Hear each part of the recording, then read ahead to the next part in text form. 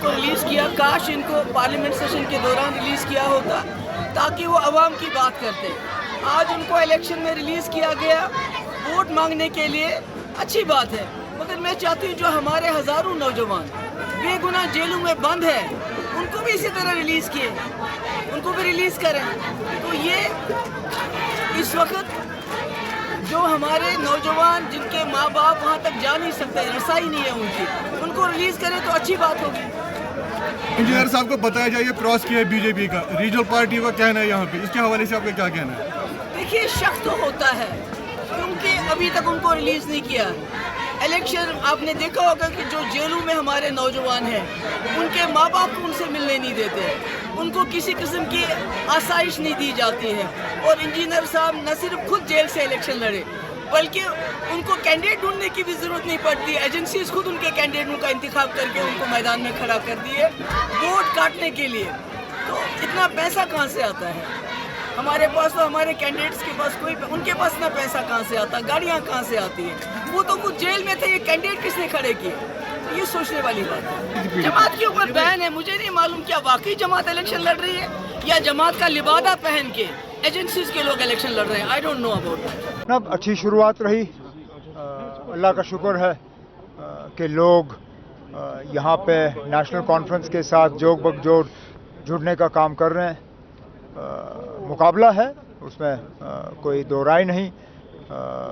मुख्तलिफ पार्टियाँ आज नेशनल कॉन्फ्रेंस को हराने के लिए मैदान में उतर चुकी हैं, लेकिन उम्मीद की जा रही है कि इंशाअल्लाह जब वोट पड़ेंगे तो नेशनल कॉन्फ्रेंस के हक में पड़ेंगे। इंजीनियर रशीद की टाइमिंग को लेकर आप क्या कहें? जिस तरह रिहाई हो रही है और टाइमिंग भी है, क्या कहें? अब टाइमिंग पे तो चलिए लोग खुद फैसला करें। जैसे मैंने कल कहा, मुझे अफसोस इस बात का है कि उनकी रिहाई सिर्फ 20 दिन के लिए, सिर्फ इलेक्शन के लिए है। बारामूला के लोगों से, और मैं जब बारामूला की बात कर रहा हूँ, मैं बारामूला पार्लिमानी हलके की बात कर रहा हूँ जिसमें कुपवारा भी है, बांडीपुर भी है, बडगाम के 2 इलाके हैं। इनके वोटरों से इलेक्शन के दौरान ये कहा गया था कि इंजीनियर रशीद को वोट दो, ये जेल से छूट जाएगा, लेकिन नहीं छूटा। निकला सिर्फ 20 दिन के लिए ताकि लोगों के वोट हासिल हों और फिर इसको वापस जाना पड़ेगा। एमपी के काम कर नहीं सकता, पार्लियामेंट जाके उनके लिए बात कर नहीं सकता।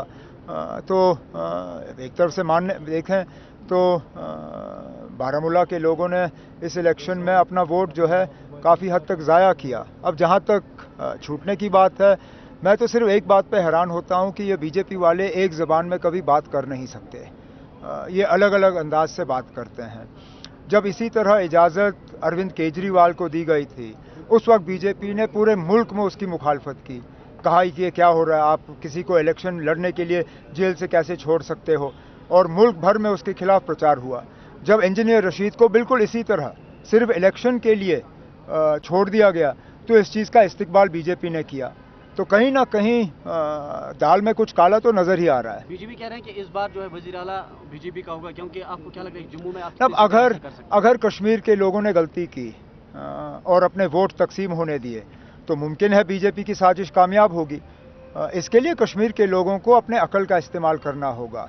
जज्बाती उन्होंने एक इलेक्शन में वोट दिए पार्लियामेंट में मेरे खिलाफ, इस बार जज्बात एक तरफ रख के उनको अकल का इस्तेमाल करना चाहिए और सही फैसला करना चाहिए ताकि बीजेपी को हम रोक पाएं।